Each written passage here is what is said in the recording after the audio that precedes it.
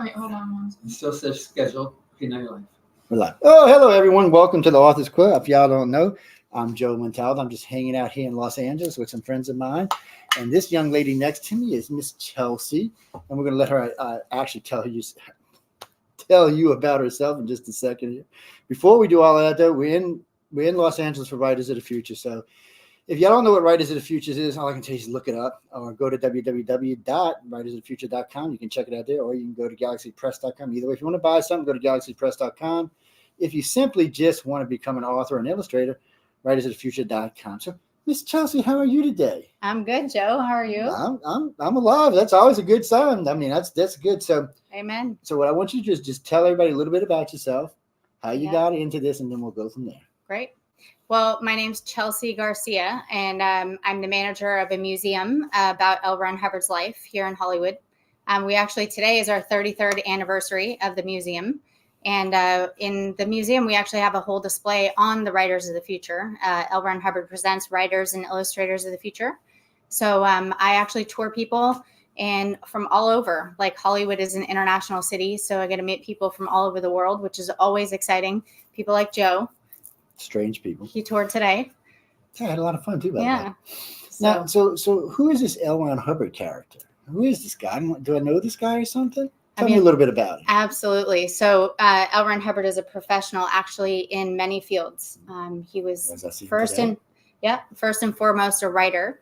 Thus, the Writers and Illustrators of the Future contest that he started in 1983. But he was a professional in many fields. You know, he was also an educator. He was a pilot, a master mariner. He's also a ginger. He was a ginger. I'm sorry. I apologize. I can resist. Yeah, and he's also done many things. As a lot of people probably know, he's a founder of the philosophy of Scientology. So the museum obviously touches upon that. A lot of people are curious. They want to know. So we get to show people from all over the world. We wrote a best-selling book, Dianetics, The Modern Science of Mental Health. And so the museum shows, you know, all aspects of his life. That's what it's there for, just to show people so that they can become introduced to him as a person. Not a lot of people know him as a person.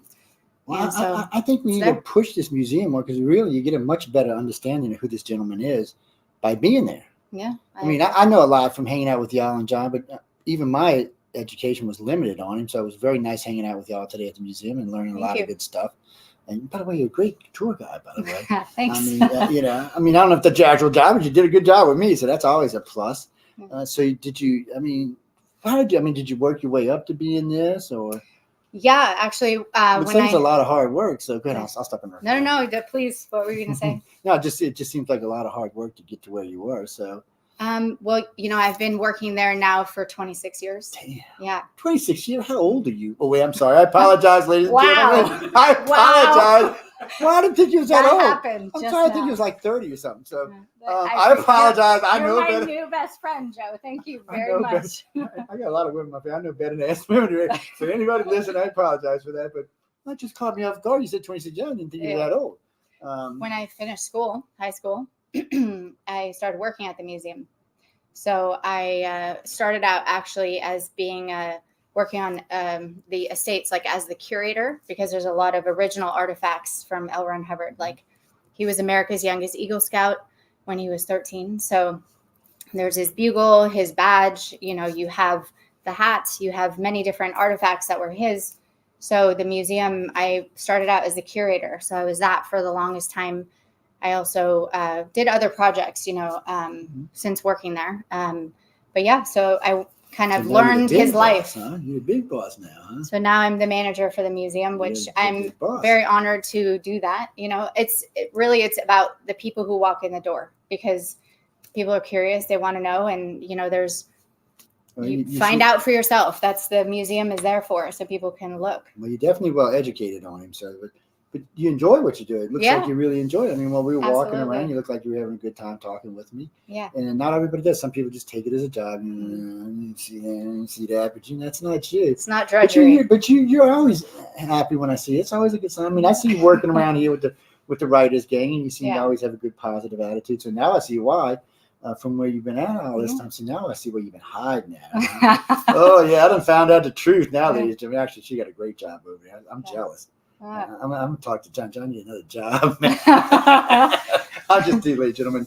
So I mean, so you've been doing it for a while. Yeah. So you must really know who L. Ron Hubbard is pretty deep now. I mean, you've been through a lot of his stuff, and so when you the more you read about him, do you get a better understanding the more you read, or Absolutely? Because I mean, you probably read a good bit of his material by now. Yeah, I mean, I've read a lot of the works that he has, obviously Dianetics through everything, plus a lot of his fiction works. I've read the things that he put out for people to read. I've also listened to a lot of the lectures that he gave, but I also have studied all of the books that are on his life. Like, he was a professional in many fields, so all those books cover it. And honestly, a number of times over, when I read it again and I get a new flavor of the story, it's very beautiful. Like, there's so many stories that he tells, and they're all very entertaining. You seem to like to travel. That's a big plus, because I love to travel myself. Yeah.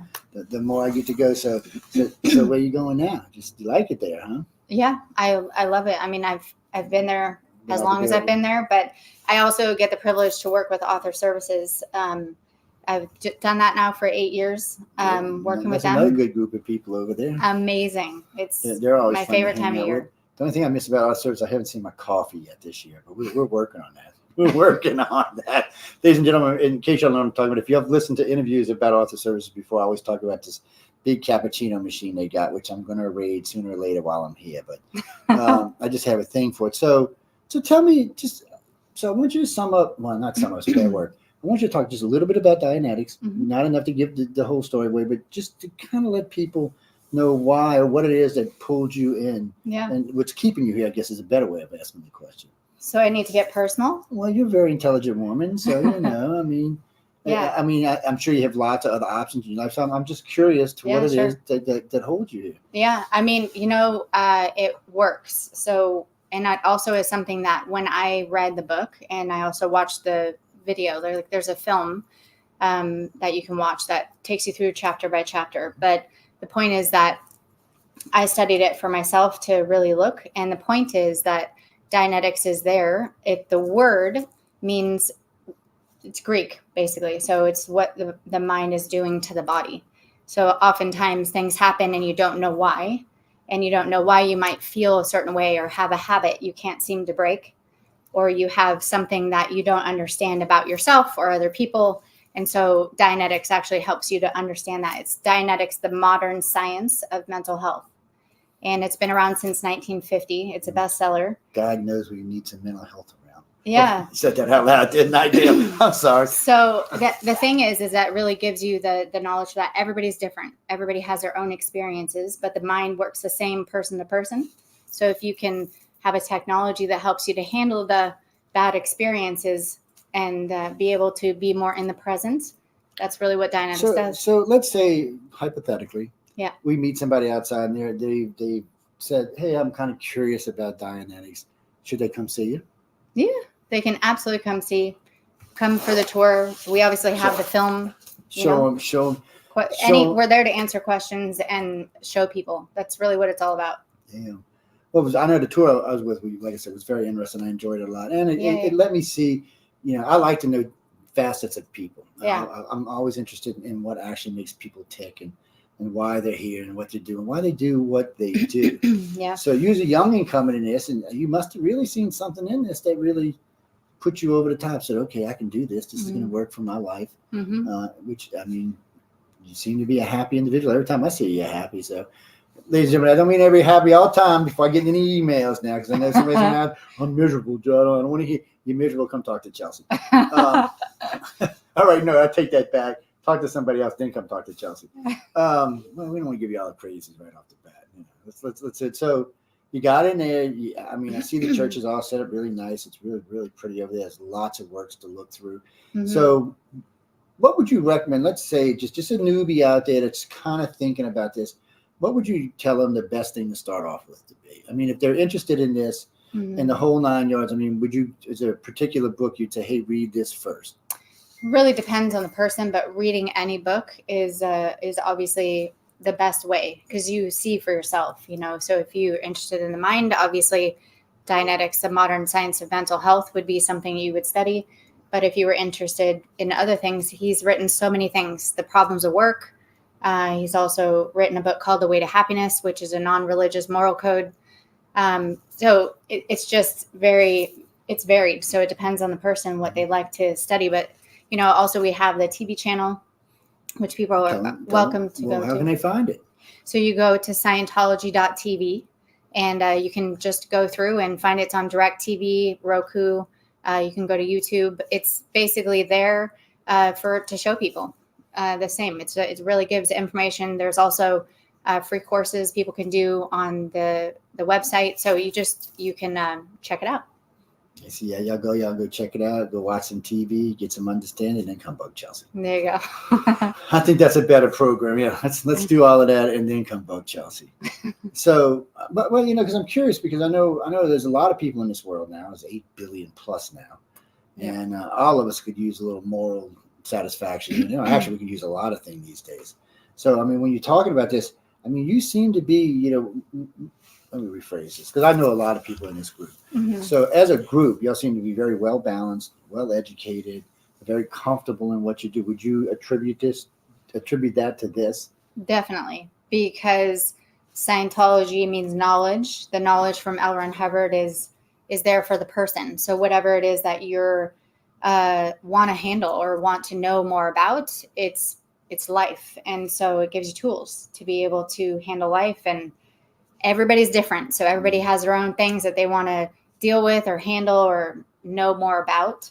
Some people are really successful, but maybe there's something that they want to know more about. It's just everybody's different. So that's just, for me, it definitely helped with everything that I do, and being very determined to help others and to, give that knowledge to people. Like, that's also why we're there. Some people would like to know how to handle certain things. So that's my passion, is to communicate to everybody who L. Ron Hubbard was and the knowledge that he has available. And that's good. If it'll help someone, that's what we're there for. Well, I mean, there always needs to be positive for every negative, and you're definitely there, and you can definitely help people in that area. So let's talk a little bit about you electrocuting me today, and that's not true. Okay, ladies and gentlemen, that's not actually true, but I'm gonna let her explain it to you, because I mean, they were electrocuting me. No, I'm just kidding. It was a very interesting device. I was very still interested about it. So I want you now. I know this is going to be hard to just explain outright to non-people who really don't know what we're talking about, but just give them a little understanding, because this is something that does come up from time to time. People ask me about this, and of course, I'm completely unqualified to talk about it. Sure. It's not something I can say. Oh, all I can say is I have no idea. You have to ask somebody who knows what the hell they're talking about. Right. So in this case, you actually know what you're talking about, so you can tell them a little bit about it, and because what I want to do here is I just want people to have a much better understanding of really the friendliness of everybody that we work with up here, and that y'all are this group of nice people who just want to see real change brought around, not evil change, not bad change, just real change. Yeah. And I figured you were a good spokesperson for this job. Great. So tell them a little bit about what we were doing. Yeah. About being electrocuted. So. I'm kidding. Essentially, yeah. So what Joe is referring to is what's called an e-meter, and what that is often a misunderstood religious artifact, actually, that we have in any Scientology organization. Which people who use the meter, they're very trained, as much as college years, on how to use the meter, because you're responsible for the person in front of you to help them with whatever stress or problems or things that they have in their life. So the meter actually is a tool that measures thought. So the purpose of that is to help you pinpoint the past moments of pain or upset that are troubling you. So, if we knew what was wrong, you'd handle it. So the meter actually helps you through L. Ron Hubbard's exact technology to find what's happening. And so then you are able to find the answer for yourself. And, through specific questions that are asked, you're able to then locate that stress or that area of trouble so that you can handle it. And that is the amazing thing about the e-meter, is that you actually find, what is that trouble or that area, and you're able to handle it. And there's no evaluation. No one tells you what's wrong or what happened. You are discovering it for yourself. So in the museum, we have a display that has this meter so that people can find out, because that's the best way to do it, is look for yourself. So we obviously do demonstrations so people can see how does it work, that you can actually measure thought. And it is very scientific, but the purpose is solely that, to help the person find the past moments of pain or upset and be able to confront them in their entirety, which when you do that, then you're able to get rid of it. So there's no alien just pulling stuff out your head or not? No. It's just no fun. I'm just saying. I mean, we need an alien in here somewhere, man. No, actually, guys, that's a different subject. Actually, guys, I was picking it. It's completely painless. It's very interesting, actually. I still have no idea what it does, but Chelsea was very good at explaining it to me, but still, I'm a dummy. So I'll bug her about this more in the future. But it does seem like something interesting, and I know a lot of people are looking for ways to try to get rid of this emotional baggage that most people are carrying around from either childhood or divorce or being beat up or God knows what. I mean, we do live on a planet that anything can happen to you. So, I mean, this might be good for some of y'all who are looking for a way to get to whatever's in it that's bothering you. Nothing bothers me, so that doesn't really work for me. But not just... He's perfect. But anyway, guys and girls, it is something y'all should look into. I know lately I've had a lot of people ask me a lot of different questions about John and the gang, and then this is a good way for y'all to see what goes on around here. I mean, most of y'all have seen John with me on air many times. He's on Author's Quill with me. We've been on News on the Flip Side with me many times. So if you want to really know what it is, y'all go see him. We've talked about many different things. But, we rarely talk about it with people like Chelsea because we're always usually too busy to squeeze them in. This year, we're not as busy as usual because we did a lot of this before we got here, which was kind of nice. So you're all nice and happy now. So conquering the world or nothing? One step at a time. Okay, I can go for that. One step at a time. Well, I'm just, I get all these, how can I say this politely? Bullshit rumors. And so I figured we'd clarify. That was very polite. Trust me, that was, from what I was thinking, that was very polite. Yeah. But it's just things like what the meter we were just talking about. I've heard so many different weird variations of that, even from people on my own staff. Mm-hmm. And I'm like, well, I said, well, now I can dispel all of that, which is nice. And this will actually help to dispel that as all. And then, when we talk about dying eggs, people, I think, sometimes get completely confused of what it actually is. Mm-hmm. I'll hear stuff like this or this or this or that. And I'm like, have you read the book? Well, no. I said, well, how can you say anything if you haven't read the book? Right. And ladies and gentlemen, really, let's be honest. It's like telling me you read a book and you didn't read the book. I mean, come on. Read the book and then bitch or not, whichever one, serves your purpose. But really and truly, if you're going to complain about anything, at least read the book. Or in this case, listen to the book. Either way. But do one or the other. Or watch the video. Or that way, at least you have an idea of what exactly these people are talking about. But don't ask me because I have not a clue. You'd be wasting your time. That's why Chelsea's sitting here and not me, because she knows what she's talking about and I don't. So wait, let's talk a little bit about the building. Yeah. So let's talk. Okay. Yes, I like the building. So the building is a historic part of Hollywood. Like it's a historic landmark and registered as such. And today is the 33rd anniversary of the museum. So we have an open house down at the museum. So Joe came on the exact right day to get his tour on our anniversary. But the building itself is fully restored on the bottom floor to how it was, and on the exterior when in 1924 when it was built. And this October is going to be the 100th anniversary of our building. So it's the Hollywood Guarantee Building. And Charlie Chaplin actually had an office on the second floor. So that was restored to how it was when he was there. So there's a lot of special, rich history in the building. It's totally a part of Hollywood. We love the Hollywood history and being able to be a part of it through, having restored the building and having Charlie Chaplin. Also, Cecil B. DeMille also had an office there. Had a Hopper, who was a newspaper columnist. She also had an office there. So it's very beautiful to have that whole thing. So the marble is restored. We've got the gold leafing and all of the architectural design on the inside. It's just a very beautiful building. So you're welcome to come for that too. You did all that yourself. I mean, you didn't do it yourself. But yeah, like in 91. So in 89, we purchased the building. Then the whole restoration happened, and it was a lot of man hours, but it was all done by the staff, like all the Church of Scientology staff members. All were the ones who restored the building, learned how to do gold leafing and the wainscot, which is the wood that goes around the lobby and throughout the whole place. Everything was our own two hands that we basically restored it to be back to the original way it was in the 20s and 30s, which was the beautiful time for Hollywood at that time. It was the beginning of the whole launch of Hollywood. It's a beautiful building. Yeah. And I love architecture because it's one of the things I do, but yeah, it's that's right. Yeah, because we get all them old rickety buildings in the French Quarter, man.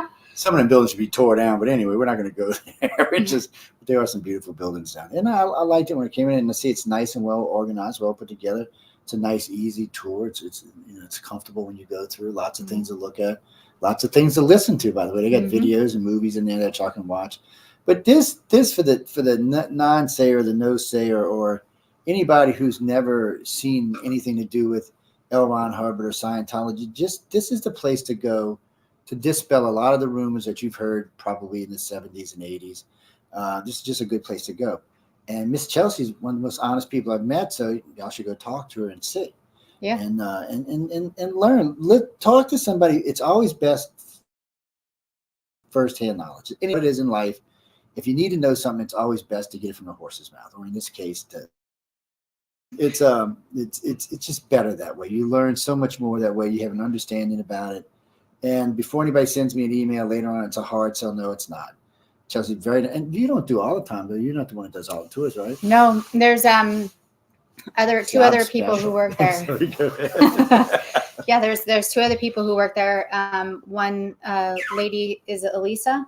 She's from Germany, so she's very nice. So people who speak German.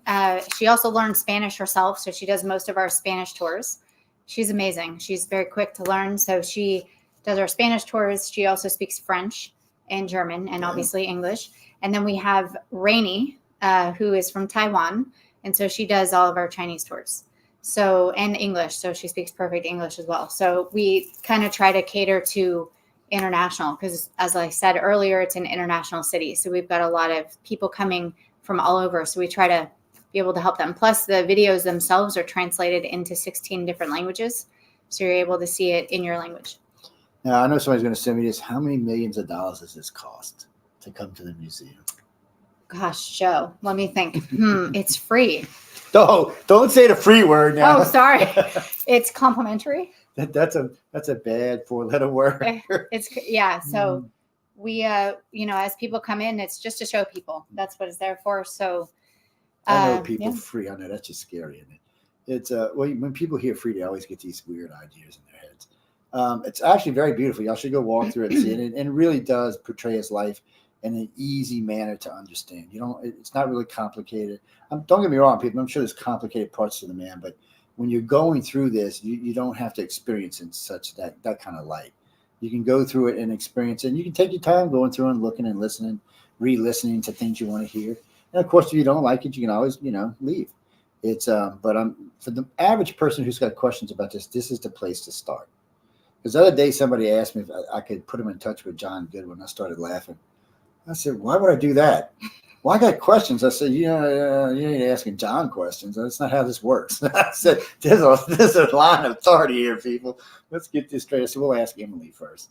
And but really, Chelsea's a person to come see, guys, because I know we have been getting a lot of, when I do a lot of tours lately, I'm doing a lot of lectures lately, and it just always comes up in one shape, form, or fashion in the lectures. And I'm always asked I'm always asked about Writers of the Future, but now it's people just want to ask me about Scientology, which I'm how can I say this politely, ill-equipped to answer. I mean, I can let me rephrase this, ladies and gentlemen. I can answer this way. I can tell you that the three people I'm sitting with in here are really good people and really nice people. I can tell you they're hardworking, insanely hardworking, actually. They make me look like I'm sitting still half the time. And y'all know I'm busy all the damn time. So, I mean, they go out of their way to be nice to people. If you could see the way they handle and treat not just the winners, but the judges as well. So, because remember, these judges have big books, big movies to them. They have to be treated with certain respect and certain manner that has to be handled. You don't want to piss off excuse my language, want to hack off a judge and have an issue. So they really make hard to make sure everybody here is happy. And that's not an easy task by any means. I mean, you've got 24 winners from what was 7 countries this year? Eight countries. Eight countries this year. And some of them don't even speak that good English. I know last year was a couple of them. English was questionable, let's say. And but really and truly, they go out of the way and somehow they manage not to get on each other's nerves. At least if they do, they don't do it where anybody can see it. So that's always a plus. I'm not saying they're perfect, but I've never seen them lose a temper. And trust me, there are times I would have lost my temper. So the fact that they didn't says something right off the bat. And they really go out of their way to make everybody who's here feel welcome. They want to come back. And it's more than that. They want to see your career move forward, which is most places, okay, you want a prize, here's your money, go home. That's not how they are here. So, and it's even better than that because I know some of the judges now because I've been here 4 or 5 years. And I see how some of these judges help these people down the line. Mm-hmm. Not just, I've also seen how some of the winners get together and help each other down the line. So it becomes almost like a kindred kind of thing. And it's really nice to see. And it's just really nice to see something that actually works with not a bunch of hate involved in it. It's just a nice thing to see. So if you have these kind of ideas and any thoughts in your head, come see Chelsea. Chelsea can help you work some of these out. She'll put you on a machine and find out what's really wrong with your ass. And I'm just telling y'all, people, we're going to work this out one way or another. Whoa. And I'm just trying to get these people under control, man. I mean, there's 8 billion people out there that, and did I do that? Well, y'all can see that on camera, didn't y'all? Damn. Anyway, she's a really good woman. She's down here working her butt off. Y'all should come out and pay a little respect and a little homage and say hi. Don't tell them Joe sent you because she might not let you in. And, no, you got to go away. Come back another day when somebody else is doing the tour. Wait till the German lady's doing the tour. There you go. But really, you should come down and enjoy it for what it is. It's a great museum. It's got a lot of good stuff in it. It's very clean. It's very well put together. And it just flows nice and smoothly. And you can look for yourself. You don't have to worry about what this news company said or that reel said or this person said. You can look for yourself and read for yourself. And if you're going to criticize, which is a right of everybody on this planet to criticize, at least educate yourself before you criticize. I said, remember, people, when y'all see me on the news on the flip side, I'm criticizing a lot of people, but I'm well educated on what I'm criticizing and why I'm criticizing. And you need to be the same way. And personally, I think this is something that I wish I'd known about this earlier. We'd have been pushing this for the last couple of years. This is something for people just to come down and learn who the individual is and not who the media says he is or just who he actually is. And y'all can look for yourself. You ain't got to ask Chelsea. There's stuff all over the museum. You can walk around and look and see. I don't know if she's going to let y'all loose by yourself, though, people. I mean, some of y'all a little strange, but still come down, check it out. Get on the machine, especially some of you people I know that are listening right now. Yes, I want. Can I bring some people to get on that machine? I got an idea. You can bring people to do the whole tour, so they'll understand the context. You know what I mean? I just want to put them on the machine. So, what about you? Like, if you hadn't done the whole tour, you wouldn't, So the point is, we do the whole tour, then you understand why he would have developed such a. Fun. But really, y'all do need to come do the whole tour if you want. If you really want to know what we're actually talking about, you need to do the whole tour to understand it. And then she can put you on the machine and tell y'all nuts, crazy, and need to go somewhere else. No, I'm kidding. But you better be kidding. No, not y'all. Y'all are sweethearts. I'm talking about the other 7.8 billion people on the planet. There are some strange people, and this is a good way. I've always been the same way. If anything that can actually help people without any cost to the individual. I'm not talking about money. I'm talking about other things, but it needs to be explored. It needs to be looked at. John had given me a book. Oh God, this is when I first met him way back. I can't remember what it is now. And I was reading about Elron, and I realized that he was an adventurer. He liked to get out and get in trouble. A lot of he just liked to be. And when I say trouble people, I'm not talking about bad stuff. I'm just talking in general, getting out and enjoying his life and learning about stuff. And that's after my own heart. I travel as much as I can. I always want to see and experience new things. And it's really who the guy is. And he really wrote about what he was doing. And Dianetics is just really a culmination of all of the stuff that he had done before. So read it, understand the man, either join, like it or not. That's entirely up to any individual who reads it. But again, don't criticize until you've read it. Then if you want to criticize, feel free. But until then, don't do that. I mean, I get tired of people telling me about stuff that they have no clue about what they're talking about. And I'm not just talking about John. I'm talking about a lot of other stuff. Some lady called me the other day that told me that Hillary Clinton was the best person on the planet. I'm like, okay, I love you too. And we'll leave that alone. It's just, everybody's entitled to your beliefs, but really and truly educate yourself before you do it. Come see Chelsea, learn about what's going on here, learn about L. Ron Hubbard for who L. Ron Hubbard is, and maybe you can change your life, or maybe you can't. I'm not promising you anything. She might, but I'm not. But come get on the machine for sure. I'm just trying to get to tell him, not let me have no funny. I want you know what? Let me run that machine. I got some ideas. I got some. You got to buckle down and train. Learn. No. I got some new ideas. We can put some more electrodes inside of it. Some other tiny electrodes. Just don't have no fun. See, people, they're protecting you. I want to shock y'all up, and they're being nice to y'all. Anyway, if y'all listening to the Author's Quill, I know y'all know who John Goodwin is, and he's actually sitting aside over here listening while we're sitting here. So just come down. It's in Hollywood Boulevard. It's easy to find. It's not like it's hidden or anything. It's in a big building. You can find it pretty easy. It's a nice looking building. You got nice people working it. What else do you want? And you got good information. So come down and do that. So what else you want to tell these weird people that we have? And when I say weird, I mean they're weird. What else you want to tell these weird people? See, she don't think y'all weird. I do. Okay. So two different opinions. What do you think? Anything else you want to tell these people?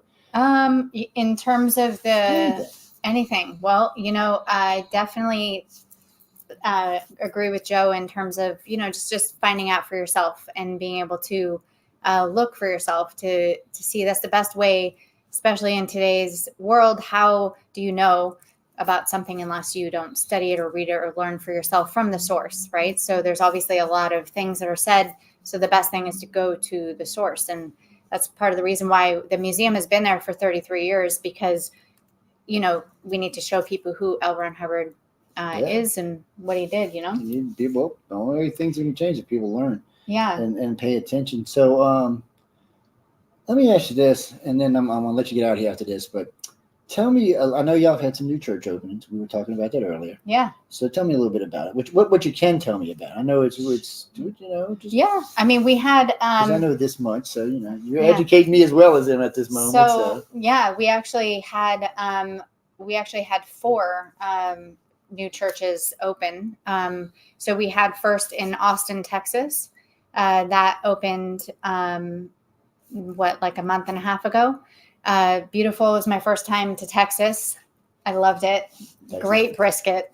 Texas, fun place. Yeah, it's very, very beautiful. Lots it's right next to the obviously the school. So that is it's perfect. It's a lot of people can go look for themselves. University of Texas. So that was the first one was in Austin, and then we had what's that attending about close to 2,000, I believe, that were at the grand opening. So the grand opening happened, and obviously how it works is we work a lot with the community. So then there's speakers that are within the community. So they speak and they, welcome our church there, because that's what it's all about. It's a very much inclusive of everybody, like all faiths. You don't have to change who you are when you study Scientology or L. Ron Hubbard's technology. It's use it whatever your faith is, you don't change that. Obviously, you can be of any faith and also study and be a Scientologist. So we are open to everybody, and everybody can come and look. So that was amazing. That was like the first church that we'd opened in Austin, Texas since the pandemic, basically. And then after that was Del Valle in Mexico City. So that was very exciting. They had a lot of people. Yeah, my husband actually got to go. He's from Mexico, Mexico City specifically. So his best friend is actually the executive director of Del Valle Church Scientology there. So that opened. It was a huge, big deal, very beautiful. They did it at night, of course, because the Spanish like to stay up late. Yes. So that happened. And then right after that, 2 days later, was then in Chicago. And Chicago then was a beautiful sunny day. It was amazing. So got lucky. Right.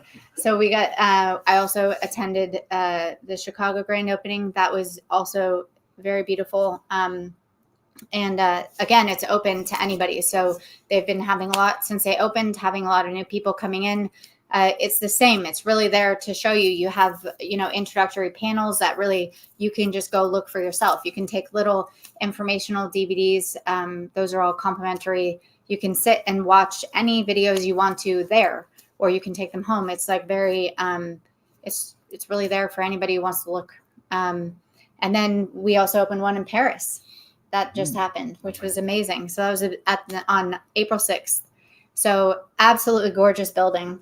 You can see all of them on our website. I'll have to take my station manager to that one since she's always in Paris. It's gorgeous. I didn't get to go to that one, but I wanted to. Oh, that's the one you need to That's go. the one. Yeah, that's the one too in Paris. Yeah. I don't know. It's a little dangerous for Americans right now. It's not for French people, just for Americans. But so let me ask you a question, because every now and then somebody asks me about this. And matter of fact, just before I came up here, a lady I was in New Orleans with a group of friends right after Mardi Gras. She said, how do you become a scientist? I said, I have not a clue. I said, I don't even think they just let weirdos in like you, man. I said, they got standards, man. They're not like you other people. But anyway, I'm just kidding. People don't get mad at me. I don't know Christians calling me tonight, but I really don't. Could anybody just walk into the church? Or? Anybody's welcome to go into the church and find out for themselves. But really the key thing is that if you look for yourself and read a book, you read a book, you see it, if it makes sense to you, also L. Ron Hubbard was an educator. So a very big thing in Scientology is knowing how to study, because if you want to study anything, whether it's Scientology or in any field, you have to know how to learn. And it's a big thing. It's not just about memorizing things. It's knowledge, is knowingness of yourself and others. And so that's why it's very important that when you read a book, you read it for yourself and for your own understanding, and you apply it. That's really what it's about. It's an applied philosophy. So you study and apply to better whatever aspect of your life. So when you read a book and you see it, it's not like you decide for yourself when you'd like to, do the next step. Great. That's up to you, so but I you do that. Burst in flames when I walk in there. Every time I go to a Catholic church, I catch on fire. Oh, really? Not just I think last time church caught on fire. So I don't want to burn no churches down or nothing. No. You sure now, girl? All right, I'm just asking because some of us are not good on religion sides. Well, obviously the purpose of religion is really to raise a person, up, help them improve. Actually, That's the fundamental. I do have one kind of hard, serious question for you. Because I've been actually asked this at colleges a couple of times. Why did Elron decide to make it a religion and not just a science? I know I'm putting the pressure on you. It's not a question you have to answer, but I'm curious. No problem. Okay. So the thing is that Scientology itself, so philosophy is senior to religion. So you obviously have knowledge, you have philosophy, you have knowledge about life. That is the philosophy, right? And it's applied. But how are you going to apply the philosophy if you don't have people that are going to help you to do that? So our churches, our staff that are applying then and delivering the philosophy to people. And so you have to then have a church, which then obviously religion anyway is there. If you look up the word, it's really there to help uplift the individual and the society and make people better. That's really any faith, any religion ultimately is there for that, right? Good job. So I'm impressed. Scientology philosophy is there to take the individual and raise them up and have more ability, more freedom, more knowledge about themselves and other people and how to achieve your goals. And that's why you then have a church, because you have to go somewhere to then receive Dianetics or to do a course about communication or to do a course about raising children or having a successful marriage. I mean, this is all parts of life, and that's all there in any of the churches. You don't want some children, right? I need some extra children. I got some 30-year-olds I want to say. You sure you don't need some extra? You're a good dad. I'm sure you're a good dad. Oh, yeah. He's a good dad. The difference between the practice and the philosophy, just some people confuse we are with like going to a church and you have all the dogma and stuff. Yeah. So obviously the philosophy or the knowledge is there for the person to study and look for themselves. That's like a very big principle. It's not something you believe in. in that, you don't have to believe in a certain way. It's like you study it, you see for yourself. The biggest principle that L. Ron Hubbard has in Scientology is what's true for you is what's true. And you keeping that and having your integrity to know what you've studied and what's true for you, that's what you follow. So the thing is, in Scientology, when you read it, or any of the knowledge, Dianetics or Scientology, it's something that you study and you learn for yourself, and then you apply it, and then you go, that makes sense. Like, for example, the communication course, right? You want to learn how to better communicate, because in relationships, the bedrock is communication. So whether it's relationships like friends, work, your wife, your husband, your kids, whatever it may be, if you know about communication and you can apply it and you see that works, that's what you're applying. It's not, we don't, pray to L. Ron Hubbard. If you are Christian or Catholic and you have that faith, like my husband's from Mexico, he's Catholic. His whole family's Catholic, but you don't have to change who you are. You can. I don't think I've ever met anyone from Mexico that wasn't Catholic. Right? I mean, that's kind of that way. It's just one of them things, I guess. But that's where it's, Catholics, I love y'all too. Okay. Before you send me any emails, I love y'all too. At one time, I was a Catholic many, many moons ago, and we'll just leave it at that. Probably before you was born.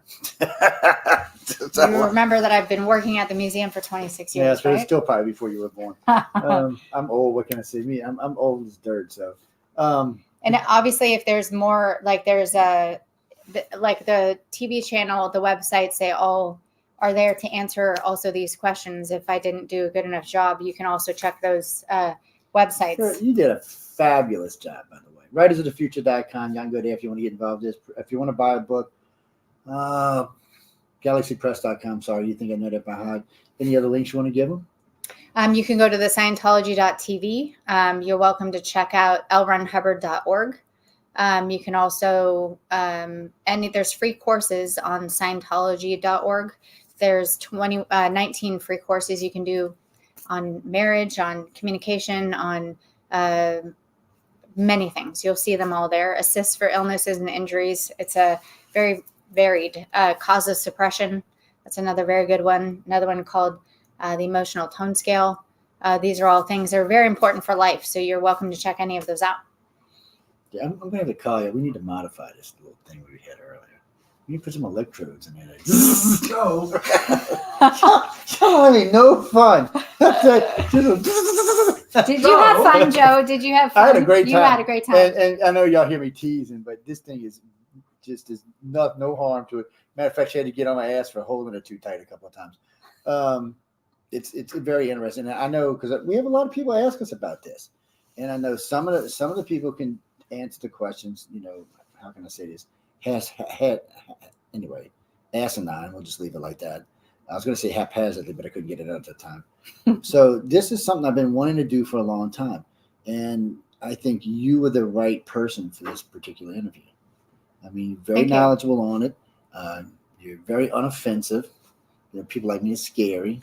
They know John, but they might think John has ulterior motives. They don't know you. You don't have ulterior motives. So you were just the right person for this interview, and frankly, I think you knocked it out of the park. What you got, John? We want to get anything else on it before we leave, or yeah, I like to do. We can flip flop around. We can flip flop around, and thank you very much, Chelsea. And then as long as we make it so that Joe Madman Montalvo. Okay, good. Well, who put that on it? Somebody been playing with my thing. So we'll swap it out here because we're here for a reason. Just sit down. Now the good-looking guys are together now, huh? Y'all should see us from when we were Dragon Con. We got some good pictures of Dragon Con. Yeah, we do. Yeah, Chelsea did awesomeness. That was really good. I know you did a fabulous job. Chelsea, yeah, really that was great. And our producer over here is doing a great job. Tell everybody who you are, producer. I'm Josie. I'm behind the camera. Yes, y'all are missing out too because you're really cute. But you're here for a reason this week. Yes, we am for here. And this is Authors Quill, and we've got some of the top-selling authors of science fiction and fantasy going to be here over the next. We had 12 winners, right? We have 12 writer winners, and they're all here right now. The workshop started today, and it's being taught right now by Jody Lynn Nye, who's published hundreds of books, and Rob Sawyer Robert J. Sawyer, who's the Dean of Canadian Science Fiction. He's won every major science fiction award that exists. Matter of fact, guys, Young Cats Jody's interview was just on before this one. Yeah. And she's the coordinating judge. Yes. And so she goes over what she looks for and what's important. Why science fiction, fantasy, serious debt to L. Ron Hubbard's Rise of Future contest, because we calculated a few weeks ago, we're at about a 64% success rate of the winners over the 40 years who went on to major careers in science fiction and fantasy. It's crazy good. We get so many reviews from major review publications saying, and nothing's done more for science fiction and fantasy than Rise of the Future. And they got some serious judges, people. I mean, they got judges with serious movies. Yeah, Orson Scott Card's going to be here in a couple of days. He's the guy that wrote Ender's Game. You got Ender's Game. You got Dune. You got the new Dune. Yeah, we got Kevin Anderson. He's in the credits above the actors even in the movie.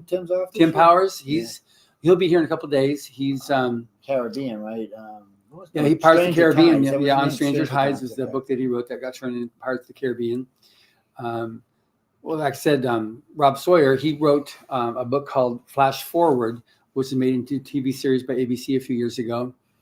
And not including how many, just tons of books these people have.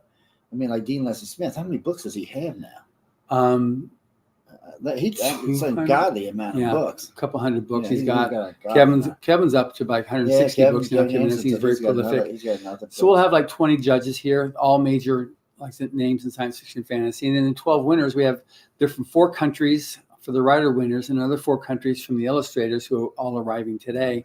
So we have 8 different countries represented this year. So last night at the opening welcome thing, we had UK, we had Malaysia, she's from Kuala Lumpur, Canada, and the US. And then today we've got Pedro from Portugal, and we've got New Zealand, and we got 2 more countries. So a total of 8 countries this year with winners, which is just awesome that we have this.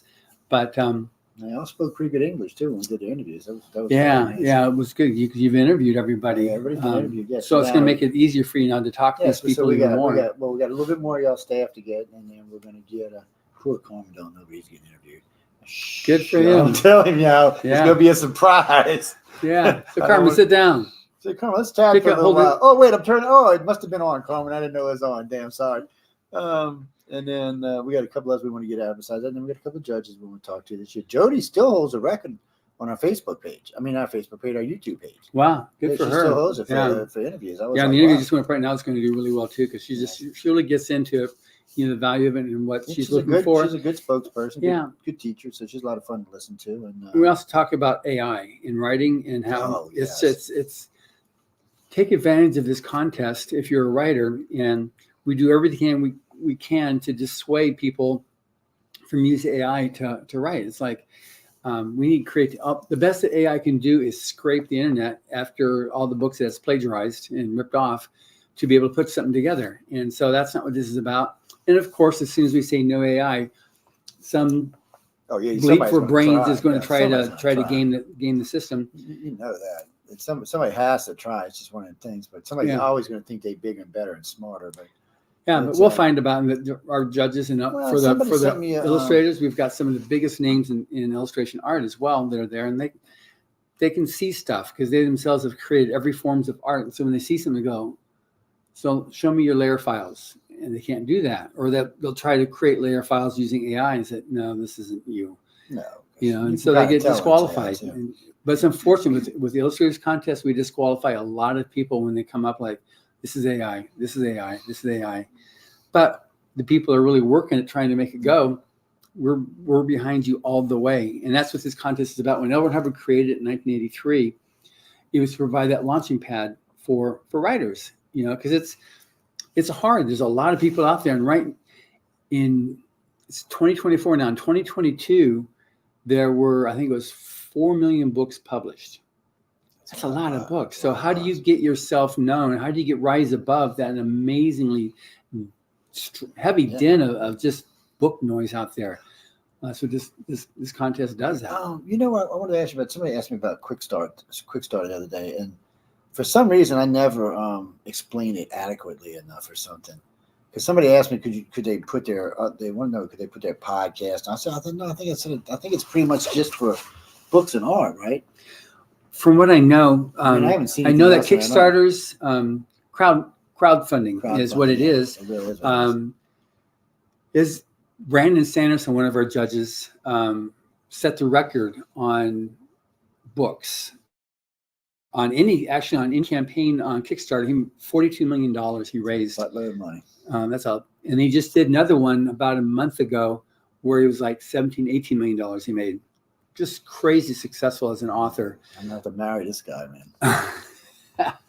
But he's got, he set a record, but now we've got Dean Wesley Smith. He does 6 Kickstarters a year right now, very successful. Kevin Anderson has done multiple Kickstarters. We had some of our winners from a few years ago have done Kickstarters, and I've actually promoted several of our people using the podcast with Kickstarters as a means to fund a book.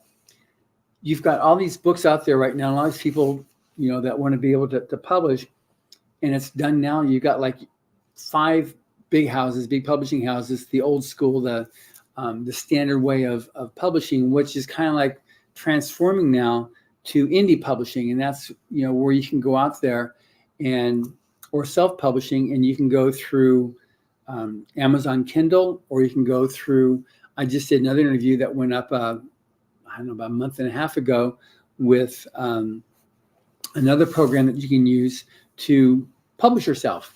And there's more ways that you can actually get yourself published that will enable you to get out there. But again, how do you get yourself above the noise? Yeah, you better get out there and get a lot of podcast people or a lot of TV Podcast shows. is definitely a way that it helps. It helps, but it's not enough. You need a TV appearance, or you need something that, in other words, see, when we're talking about the $2 million, he actually was known. So it's a little different. So if somebody up there who's got a great book, you put it up there, but you only got 5 people following you, right. You're not going to make what you're looking for. And when you set your Kickstarter price, you have to make the price so you don't get any of the money. So keep that in mind, ladies and gentlemen. I'm going to put $50 million. No. Let's start off like $1,000. Yeah. And I go from there. You have to start, and then you can have your levels above that. But you have to start enough so you're able to fund what you need to do without making a profit, so you can actually produce a book. Because if you don't hit that first goal, then it doesn't pay out at all. You get nothing. So you need to set your first goal at a level that you can actually make obtainable, yeah. And then you need to really promote it. So you make that level, then you can do your various bonus levels. You can go after. Google said they're looking at a way to track the AI especially for illustrators. He said for authors right now, it's not that big of a deal because obviously when you read a book, yeah, when you get about halfway through it, you can tell it's like jibber jabber in the middle of the book. Yeah. But for artists, it's getting a little harder. So they're actually going to develop software, they said, that you can just run that will tell you if it was made by an AI program, because all the AI programs now are going to be built with a stamp. So when AI program's used, it's going to leave a little, like 2 little keyword behind it that lets you know that it was an AI, it was a bot. And the reason why is because, like Google said, if we use it and it goes viral and somebody else wants to use it, I can't do anything about it because you can't copyright AI. He said, so we need to know that we're using material that we can go back and say, okay, we like what AI did, but we're going to have to develop it ourselves if we want to make any money off of it. Right. And it's getting there. So we'll see what goes with that. And copyright laws have not changed. You still, those rules have definitely not changed. And so you cannot copyright AI. It still cannot be copyrighted. So if you think you can't, no, you can't. If someone told you you can't. Plain and simple that way. So if you go make some AI and it goes viral and it makes you a bunch of money, and then John and Joe over there and Chelsea decide they're going to use it too, and they make a bunch of money, there's nothing you can do about it. You can just say, well, I'm glad y'all made money too. And if they have a better program than yours or better advertisement, then they may make your money. Yeah. When it could be all your money if you'd have done it the right way. So I'm just telling, it's a cautionary warning, people, when you get into AI. You may get something that's gold, and then you end up sharing it with everybody on the internet. So it's not where you want to go. Yeah. I mean, now with Rise of the Future, because one thing about it, it's we don't use the F word, we use the C word now. It's all complimentary.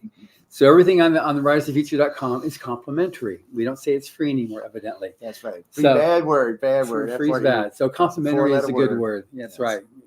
So on there, you've got the website, riseoffuture.com, where you can go and you can find who all these judges are we talk about. They're just, we say, yeah, they're the best of the best. It goes all the way back to like Frank Herbert. He's the guy that wrote Dune. He was one of the first judges. We have going back to the golden age of science fiction, some of the judges that were the contemporaries of L. Ron Hubbard they were the first judges. And the same thing with the illustrators of the future. The people that were the first judges were the big names of illustration during the golden age of science fiction. Frank Frazetta, who's just, his paintings now are selling for $6 million. Crazy successful. He passed some years ago, but it's just that's the caliber of judges that we have. Larry Elmore, who you've met, he's not here this year. He'll be here next year. He's one that created all the original art for Dungeons and Dragons, and just. If y'all can, I would call Larry, and you actually pay him money to tell y'all stories. I'm telling you what. He's just got so many good stories, man, some good stuff. And some of these illustrators, they're just the humblest people you'd ever want to know. It's like, I'm no good. I'm just an old guy. I'm just like. When he was on the couch with Echo and Tom, he put him to shame. Echo and Tom, friends of mine, but Larry out-talked them two and me as well. Okay, the three of us were trying to get a word in, and not even a shot.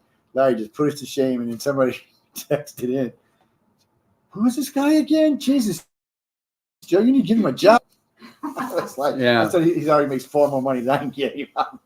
He was funny because he does this stuff, and he said, "Now I'm finally able to do my own stuff. I don't need to work for somebody else now," because he's done so many corporate nice stuff.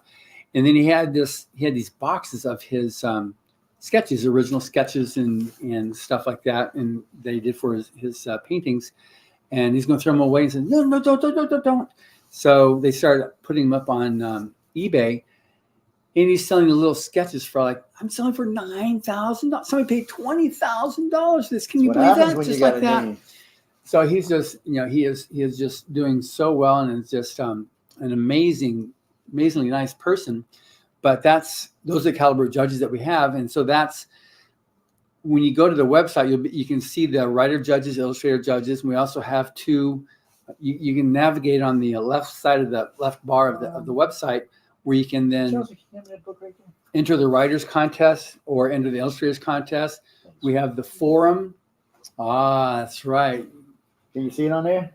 Yeah. So this is book 40. It's 40th anniversary. It hasn't been released yet, so this is like a sneak preview. The little tag up there that says this is for. It hasn't been released yet. We made about, I think, 50 of them up front, and I sent my last copy to Joe. So that's what this is. I don't even have a copy.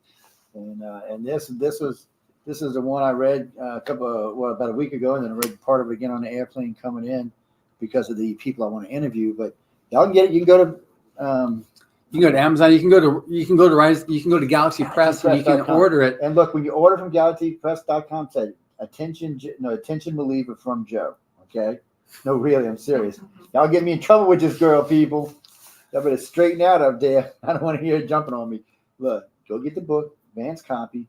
It's got a lot of good stories in it. You're going to really enjoy it. It's got a lot of good artwork in it, which is, I'm not going to show y'all, but it's right here. Yeah, you're not going to show that. You're not going to show that. You can't see this. You can't see that. Y'all can see the back of the book. Wow, look at that. That looks Whoa, really good. Look at that. So y'all amazing. Y'all gonna have to wait till a couple of days to see the inside. Maybe Friday I'll show y'all. Show them again. See how pretty it is. These guys this is going to be flip out when they actually see the art for the stories. That's going to be on Monday this year. Yes. Where we're going to have so in 2 days they're going to have the big reveal where they see the artists and the writers meet up when they actually see their art for the first time. So when the reveals, and we won't broadcast the reveal live, but we will carry it, and then it will go up when everything's done and edited. So you'll get to see the artwork on there, and then you'll see.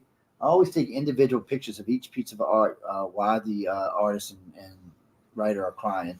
It always makes it better when there's tears streaming. Mm-hmm. But by the way, I think I'm kidding, but there's a lot of it's all good stuff. It's so great to see the artist and the illustrator hook up for the first time on the book. It's just a great thing. But y'all get to see that Monday evening sometime. We'll post it up, and y'all be able to see some of the artwork, and then probably Tuesday. And the gala's Thursday. It'll be live. On Tuesday you're going to get your coffee. You're going to get your cappuccino. Oh yes, good. On Tuesday. I just want to go to the office services and steal some coffee. I'm going to give it to you. You don't have to steal it. What's her name over there? Makes my coffee.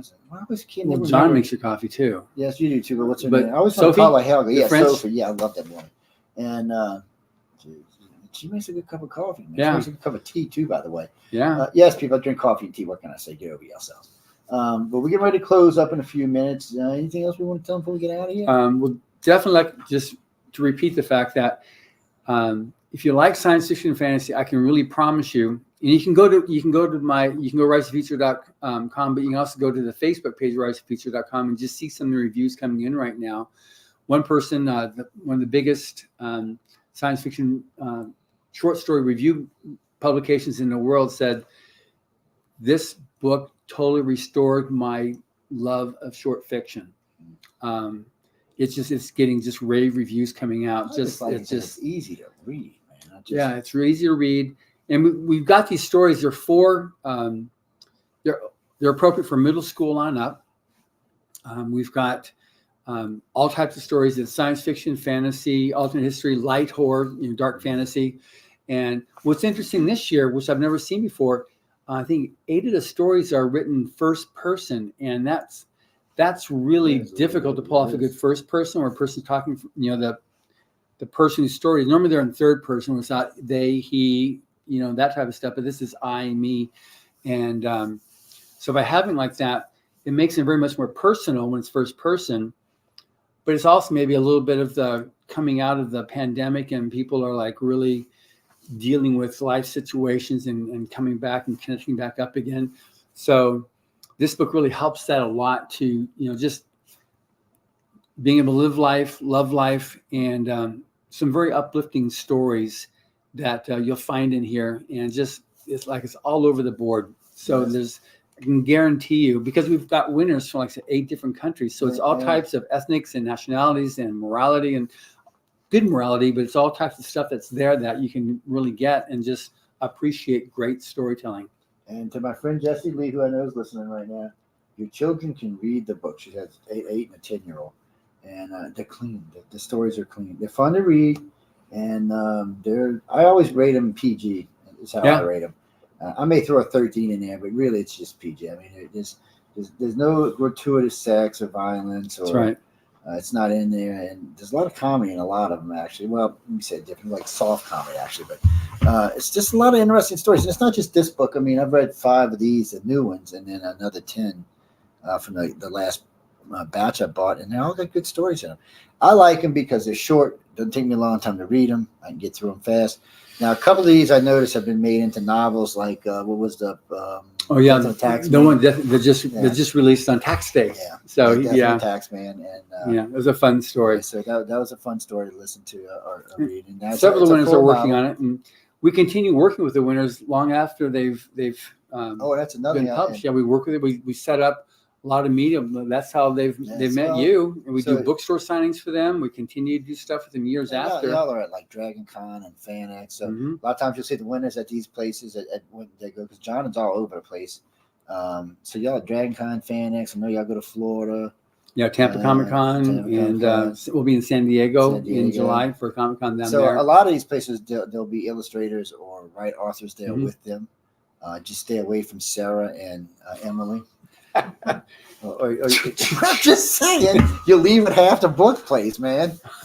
I'm warning you people. Yeah, they're good. They're good at what they do. Actually, Sarah, she says, "Where is she? By the way, I ain't seen her. She's been hiding out." You'll see her. Did y'all give her to Satan or something? She's been bad or Joe. something. I'm just saying. Joe. I know she's a little terror, man. Look. No, she is great people. Y'all have actually seen videos of Sarah before, and actually you've seen Sarah and Emily at Dragon Con last year.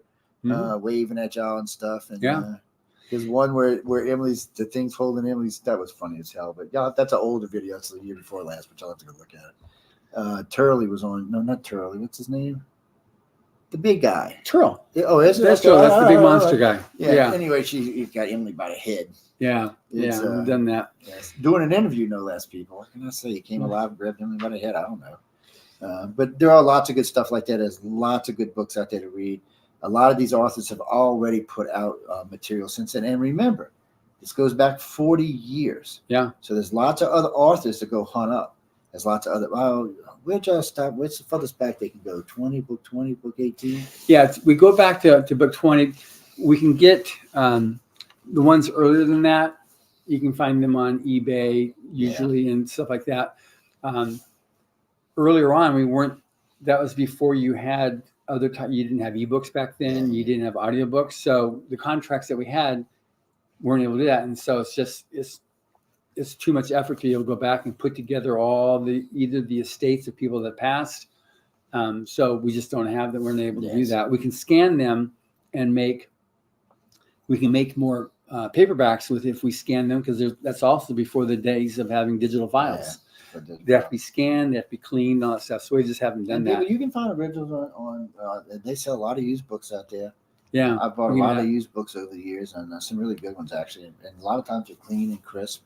Depends. A really good reader book will be in pristine condition. Yeah. Some line like me, you don't want to buy any book from me, man. It'll be bent on the corners, bent upside down. I done thrown it in all kind of stuff. I expect my books to be tough. And actually, this one's been it's been on an airplane ride. It's been in 2-car rides. It's been a couple places with me now. Yeah. And now, one thing I can actually take advantage of this, I just realized, is because you just finished talking with Chelsea. And so you've gotten, that was L. Ron Hubbard from 1950 on, when he wrote Dynasty and then Scientology in 1954 and on from there. Prior to that, though, he was one of America's most popular writers of pulp fiction. Now, you had your Slicks, which was like your Saturday Evening Post and those types of magazines. And then you had Pulpwood Paper, which was it was way more popular. And that's what the average American would read. That's what they went for entertainment. And that was also at a time period after World War I, before World War II. You just had that huge, the Spanish flu, which wiped out millions of people back then. It was way more devastating than what the most recent pandemic was. So you had World War I, you had the stock market crash. People were freaked out. Half America was out of work. And so pulp fiction was that type of storytelling. It was called escapist fiction. And people could read it, and for a little bit, they'd be away from their woes. And one thing that made Hubbard so successful was he had a type of a storyline that he used, which is the man that learned better. And so you'd have stories where a guy started off, he wasn't necessarily doing the right thing. He was sometimes not always making the right decisions, but he comes to some moral crossroads and he makes a decision to do the right thing in an amazing, great storyline. And so he became very, very popular with that. And so it became like every man's stories that they could enjoy. So he wrote adventure, mystery, science fiction, fantasy, some romance, military fiction, because he was in the Navy. He was a lieutenant in the Navy, so he wrote amazing military fiction. But he wrote hundreds of stories that he published, and you've seen that fold out that we have with all different books he's published in. So he also wrote a lot of how-to articles on writing. And so he published several stories in the various story magazines at the time. He also wrote for Sportsman's Pilot. So he wrote nonfiction there because he was, I think his pilot's license was number 87, was it? 385th. 385th. For his gliders, yeah. For gliders, but he was also one of the first barnstorming pilots too. So he has amazing stories on that. And that was, back then there wasn't things that weren't super fast, but he has one story, where he's on a glider pilot. He was flying and a wing fell off and he crashed, and he either dislocated or broke his shoulder and dislocated his knee and broke a rib. That makes a great story, so all the stuff he used for his right about it. Yeah. He add that add more grist for his typewriter mill. So he was very qualified that when he celebrated 50 years as a writer in his publication of Battlefield Earth, it was released in 1982. The year after that, he launched this career, or he launched Writers of the Future, to provide that, because his name was back up in lights with science fiction and fantasy. So he started that, and he saw science fiction. He wrote this in his introduction to Battlefield Earth as the herald of possibility. And that was like let's put a good future there. And so that's why you see with Rise of the Future, you've got stuff that's like more positive, or if it's something that's negative, it's like, okay, so here's something that let's avoid this, something here that we don't need to do, so you can actually look at, how to do things right. And so he launched that, and some of the original judges and who were major names in science fiction at the time thought, okay, this is a really great idea. If it makes it 5 years, that's cool. Then, yeah, if it makes it 10 years, that's cool. If that makes it 20 years, that's cool. And I remember the 25th anniversary when I had one of the original judges, Robert Silverberg, said, I thought this was really nice, but 25 years, it's still going. This is amazing. And now it starts flipping over, saying nothing is done more for science fiction than this competition. And some of the biggest names that you see in science fiction and fantasy got their start with this contest. Yes. Brandon Sanderson, everybody thinks, oh my gosh, he's like awesome. He won an honorable mention when he first started, and at that time, he had no recognition. He submitted 6 novels, and all he ever had was rejects. So when he got this, he said, okay, maybe I just need to persist. I got something I can keep on going. It doesn't hurt you either to say, hey, I won Rise of the Future.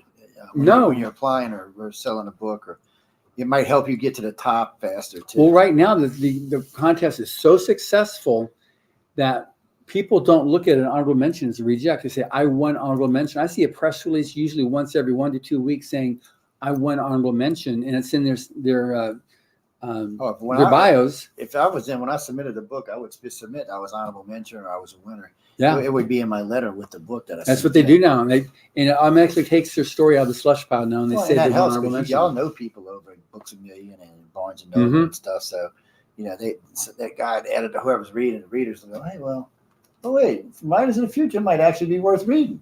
So all that other stack of books over there that 3,000 ahead of you just got dropped because this guy's going to read your book. That's right. Because you won the award. That's right. That's exactly right. That's jump to the. What time is we?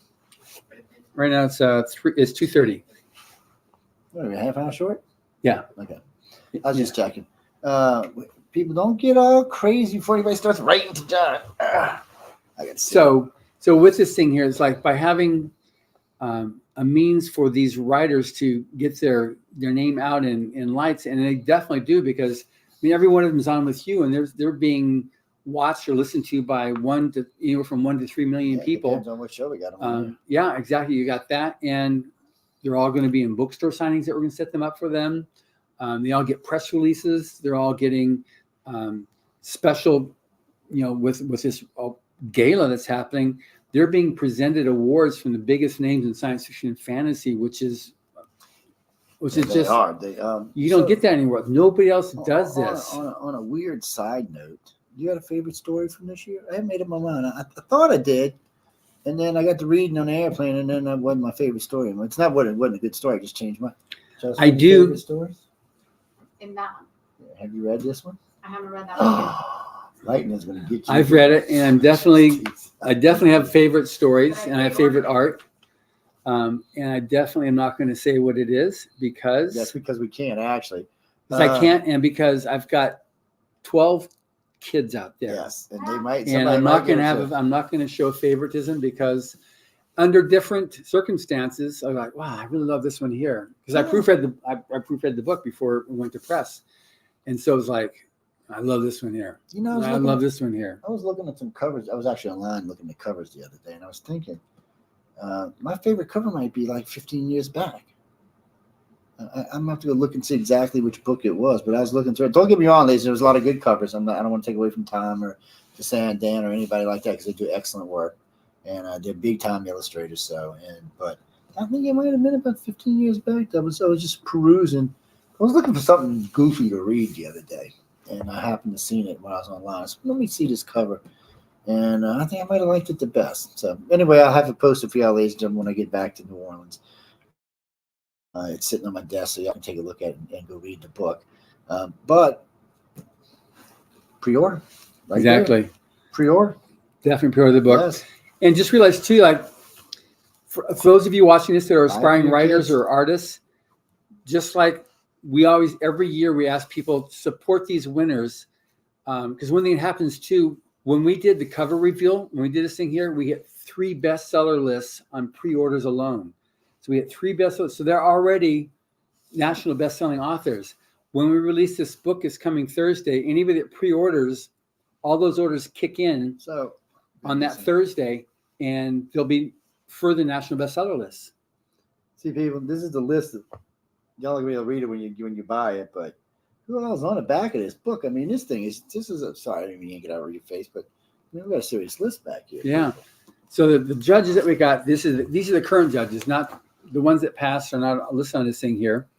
But Hugh Howey, he's the guy that wrote Silo, which is a TV series with Rebecca Ferguson. This is where the next stars are born. He's one of our more recent judges. Larry Elmore, who I mentioned to you. This is an opportunity of a lifetime. Nadia Korafor, she was published in volume 19, I believe. Some of the most excellent speculative fiction that you can find anywhere. They're cutting edge. They're new. So the judge that we got, Kevin J. Anderson, he's the, I think he's executive producer of the Dune movies. Doug Beeson, Greg Benford, Orson Scott Card, he's the one that wrote Ender's Game. Brian Herbert, he's the son of Frank Herbert. He continues writing the Dune. Nina Kriki Hoffman, Hugh Howey, I just mentioned, Nancy Kress, Catherine Kurtz, Todd McCaffrey, the son of Anne McCaffrey, who wrote all the Dragon Rider series. Todd is hilarious. Todd, yes. Rebecca Mess is Kevin Anderson's wife. Larry Niven, he wrote, it's called Known Spaces, the series there. And just one of the most amazing authors of hard science fiction. Jodi Lenine, the coordinating judge.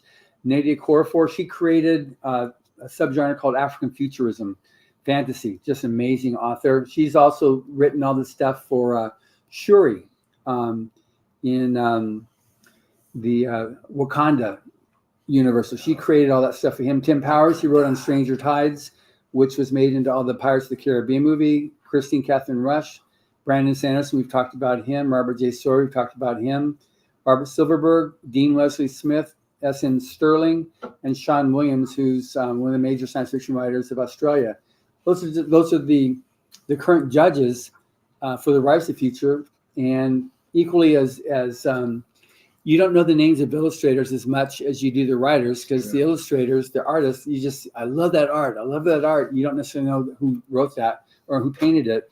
But it's like Tom Wood. I didn't even know he did stuff in the NFL until I went and looked at his portfolio. Yeah. And I was like, some of these guys are they're amazingly successful. And one thing that's I try to impress upon the winners, I do it every year, these judges don't have to do this. The whole thing of science fiction fantasy is to pay it forward. They want to do it. They want to help the next, just like they were helped, they want to help the next class. And they call them their kids. But because of the contest, just in case you don't know, the Rise of the Future and Illustrators of the Future contest, it's free to enter.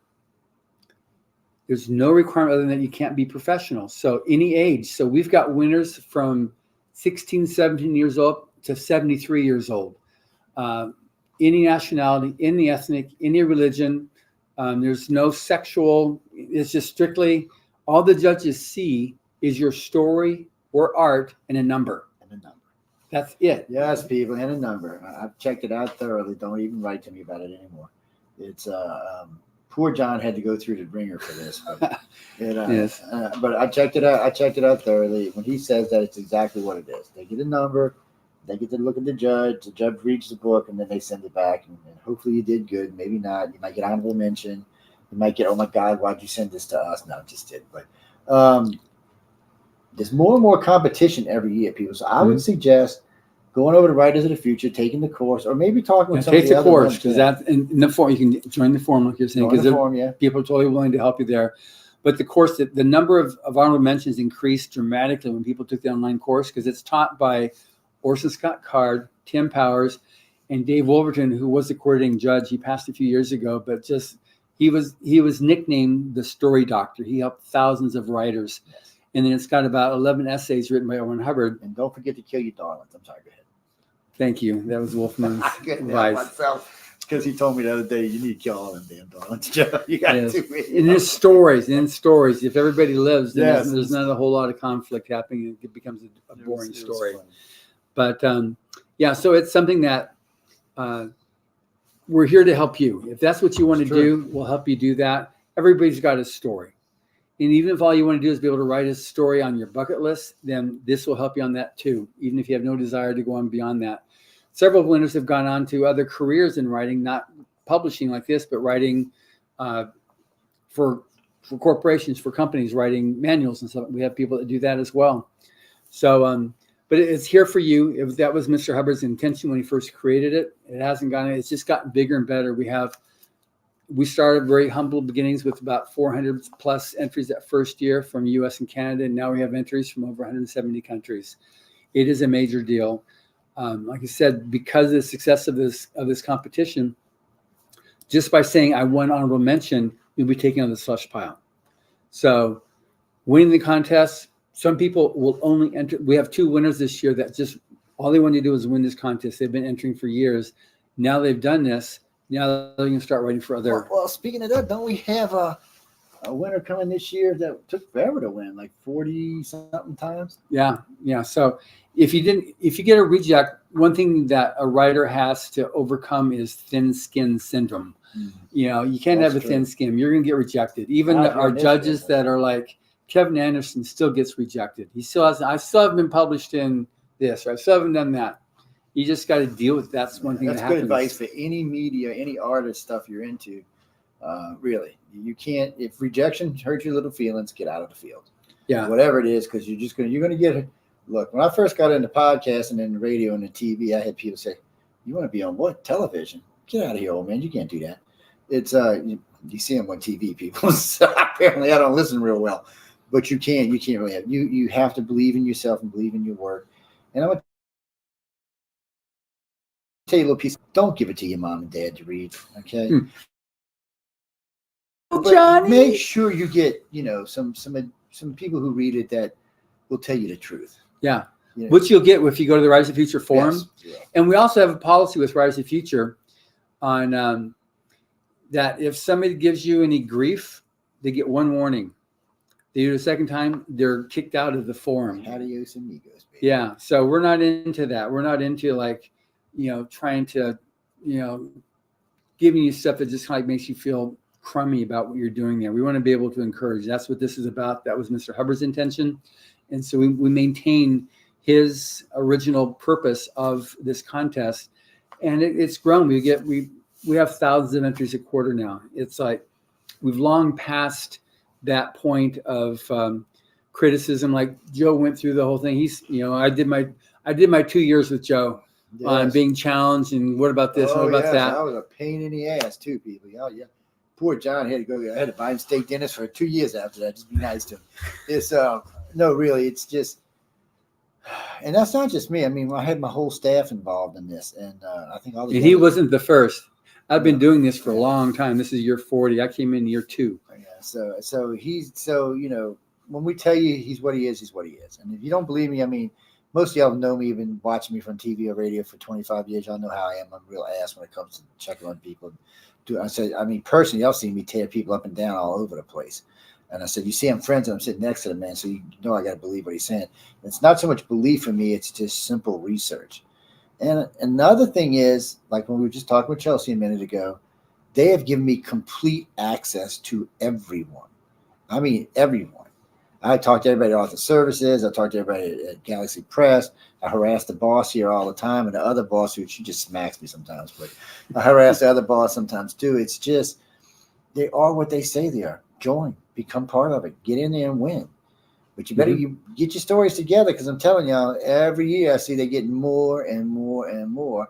So, and another little secret is, and this comes for some of the authors and the illustrators, by the way, some of the judges told me the same thing.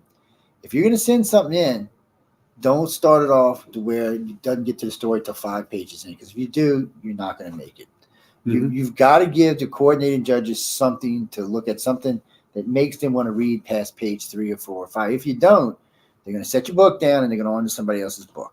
Yeah, we go over this in detail in the podcast. It just aired just before this show here. So it'll be archived shortly, and that's one with Jody Lynn and I. That's the current episode. That's this week, where we go into that in considerable detail, like why you have to get in the story and Sometimes she has a problem. It's a brilliant story, but there's no speculative development. There's no science fiction or fantasy, so she has to reject it.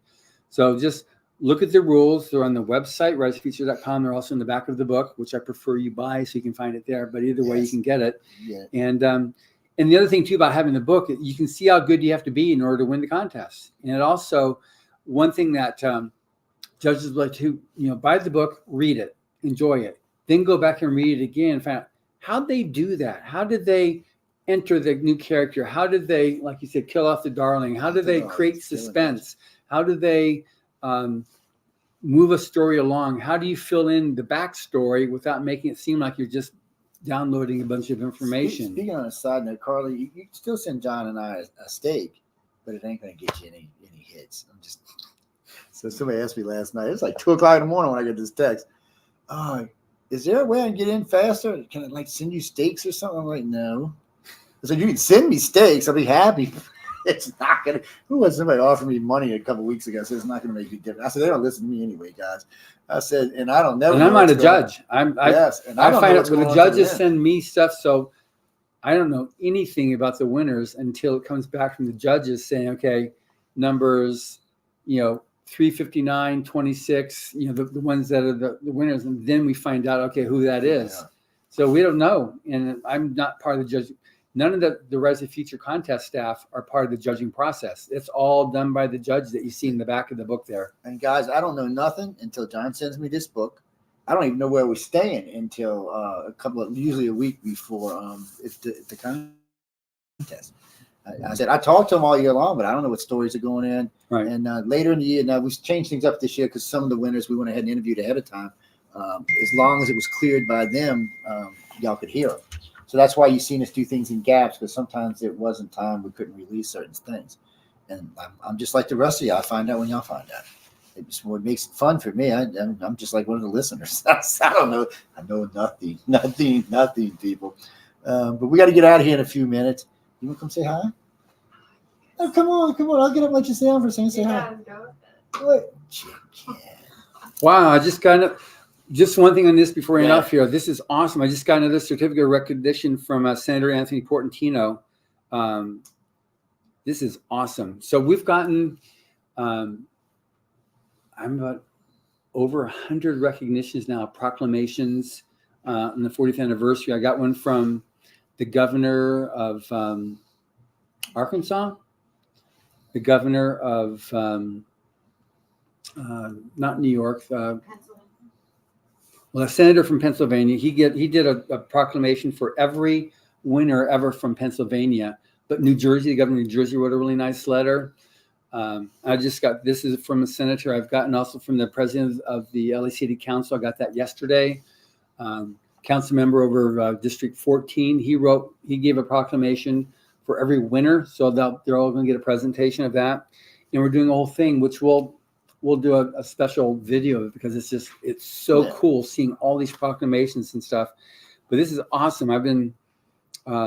This is beautiful. So this will all be up, and once nobody's seeing these things until we get up and do this thing on Thursday. But we'll have, I'll do a special video of this thing because they're so beautiful, all these recognitions, and just, L. Ron Hubbard Rise of the Future Week, starting now till the 27th. And so this is super, super way cool. That's the more the merrier, people. This late breaking news, just that ding you just heard. I looked at what is this and like, wow. Yeah, I see when you popped it up. Well, guys and girls, we got to get out of here. So any moans, groans, bitches, complaints, you know who to write to. Chelsea, no, I'm just kidding. Write to Michelle DeRoche. That's who handles all of that stuff. And if she tells you something, well, don't write me back because she's the boss. So I'll just deal with it. But we'll be seeing on Thursday night because you're going to be broadcasting, we will be broadcasting the gala live. The whole gala event will be live. And if you can start a little bit early, like at 6 o'clock, because we have the top swing band in the UK is going to be performing a 20-minute set. They're just so dynamic, so live, called the Jive Aces. They'll be starting, I think it's 6:40, 6:35 or so. And prior to that, we have all these proclamations we'll be showing and letters. And then we made a video. We did a thing. I've been touring around the U.S. And actually Frankfurt, Germany, interviewing people saying, congratulations on 40 years. So we have winners from Germany. We have people from Germany, from China, from just all over saying congratulations, Rise to the Future on 40 years. So we have a real fun video on that we made too. Don't forget, people, writersofthefuture.com, galaxypress.com, Galaxy Press if you want to buy something, Writers of the Future if you want to join. Go take the course if you're going to submit. I've taken the course 3 times. Ignore me, but that's because of his wife, actually. But anyway, we're not going to get into that on this, and that's for a whole nother show. But it's Emily. Never mind. If y'all don't know who Emily is, y'all will find out soon enough. So be sure, check everything out. Know everything's on the up and up here. I'm here. But if it wasn't on the up and up, people, I wouldn't be here. Y'all know I'd be off doing something else, probably New York harassing somebody. Or maybe somebody invited me to Tampa this week. I said, no, I'm going to so no, I'll be in LA. I'm going to come to Tampa. I don't want to come to Tampa. I'm going to be in LA. Y'all can find me out there.